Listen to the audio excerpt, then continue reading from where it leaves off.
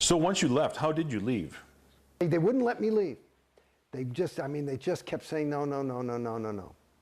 And so I said, okay, give me my money back. And that what I had was, you know, money on account.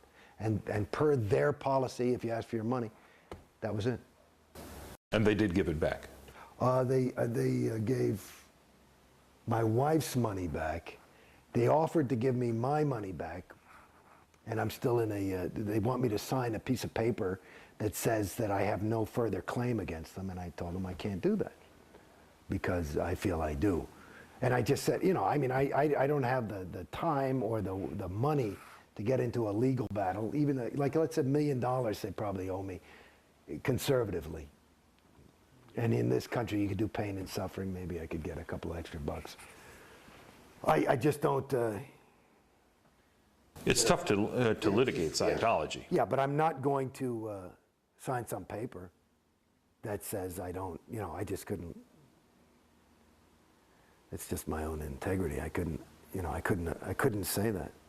So what's happened since you left Scientology? I know I was talking to your wife a little bit earlier, and she was talking about how, you know, the friends cut off from her who, you know, those who were still in Scientology? Yeah, well, you know, I mean, Jesus, I got a little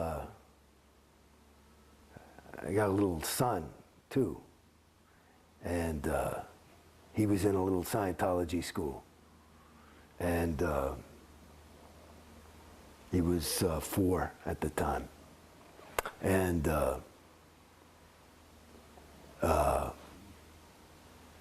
no school was started. We moved. So we're in the process of moving. So it was pretty, and moving to a big, we moved to this big property out here. It's a big different thing, and it's a long way away. And they kicked him out of school. It was a Scientology school? No, yeah, they kicked him out. So he had nothing to do, and it fucked him up. Because he had, you know, why can't I see my friends? And that was all his friends. And, you know, and this was a time when, you know, Mom and Dad were really busy. I'm working. We've got a little tiny infant at the time. And we're moving to an enormous thing. And plus, this whole place you're in was under construction. There was a period we were in one of those Airstream type of things, you know. And nothing for him to do, and that was so that was one. So yeah, our friends, I mean, I knew I could see I was pulling away, so I'm kind of an antisocial personality anyway, so I don't really hang around people, you know. But my wife, you know, with the kids and stuff, she I remember there's a girl. A wonderful girl, Kelly Daniels, terrific chick, and she found out, you know, some ethics person told her, and she just was inconsolable, you know. So I know there were a lot of broken hearts on the other side, and now there's not.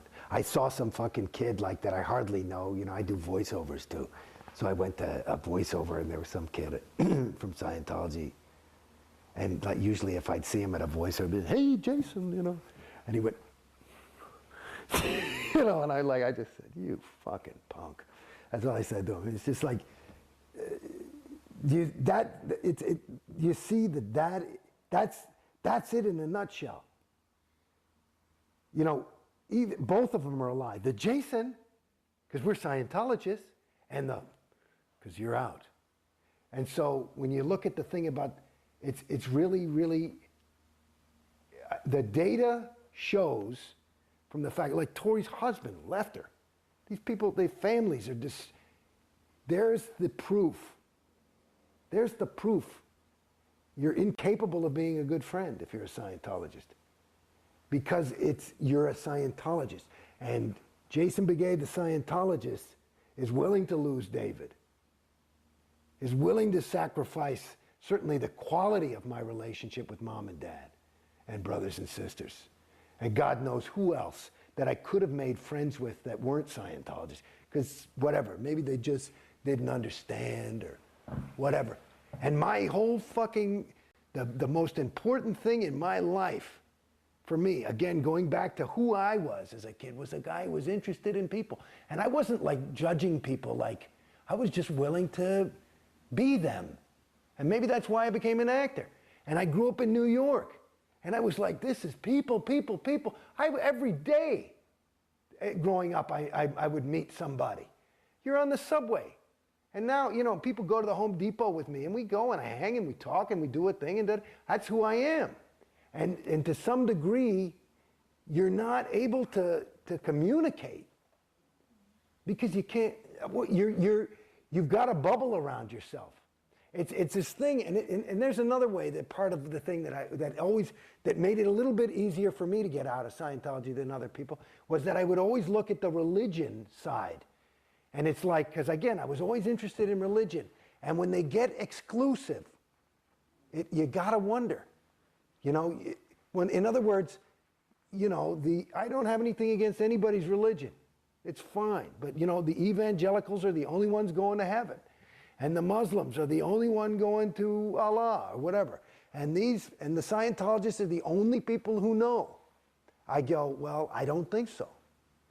It doesn't make sense to me. You know, and there's an interesting story. Like one of the things that, like they said that, like one of the things that took the biggest hits on religion in this century was it fucked up a lot of people. You know, World War I was a vicious, awful war, different than others, with gases and mustard gas, and it was terrible, and people were slaughtered, and it fucked up a lot of the Germans and the Americans when they go and they'd see their bodies, and they saw that they had the same Bible. They said, whoa, I thought God was on my side. And it's the same, and it apparently, so it's like this kind of, you know, when things are bringing people further away from others and distancing them, and Scientology to the degree that I'm a different species. You're a wog, I'm a homo novus. And I'm homo novus enough to be loving of you. You see what I'm saying? That's pretty bad. You know, and then you look at that, you know, and radical Islam, you know, it's like, it's not that different. And yet Scientology says that they're not exclusive, that you can certainly be any other religion and be a Scientologist. Let me tell you something. I talked to many, many, many terminals about this. Because after a certain point, when I'm down on the fucking bottom, after going through this, and I've never complained about money, and I'm not rich, but I never complained about it. You never had to fucking beg me for a fucking thing. I would go in and throw down. When I was ready to do it, I'd say, let's go. And it wasn't ever, I wasn't ready because I didn't have the bread. It was, I wanted to be ready because I wanted to, if I'm going to fucking do this thing, I'm going to do it, you know, and I got to be behind it. And that's where I was at as a Scientologist. But I told those fucking people, because they're always talking about, you know what they're doing? You know why they need all this money? You know what their real goal is? It's to clear the planet. To clear the planet. And you know what the good news is? We only have to clear about 3/4 of it, and just the fact of our being so theta, the other quarter will just clear instantly, and the SPs will crumble. And you saw the little wicked witch when she got water thrown on her because she made a brat. That's what'll happen to the fucking SPs. But I said to them, because now after a while you start feeling like a fucking, hey man, this ain't like a little mistake. That cost me 50 G's. You know, and you start doing that a couple of thousand fucking times. You say, hey, I'm getting pissed. You know, that's a lot of money. Okay? And you start getting into that. And they talking about all this thing. And I say, where's the money going? Nobody ever fucking gives you an answer. And they, you know, we're trying to clear the planet. I said, babies, I want to tell you something. I got news for you. There's no fucking way. You can't fucking clear Beverly Hills with these prices. There's no fucking way. It's physically impossible. Like they say, Obama, Clinton can't reach the number. There's no way. There's not enough money. It can't be done. So that's a lie. They're not trying to clear any fucking planet. And if they are, they're going to have to bring the fucking money. The price is going to have to go so fucking down. I said, I'll wait then. I'll wait. I'll do it next lifetime when it's $250 to go clear, because I can wait another 40 years.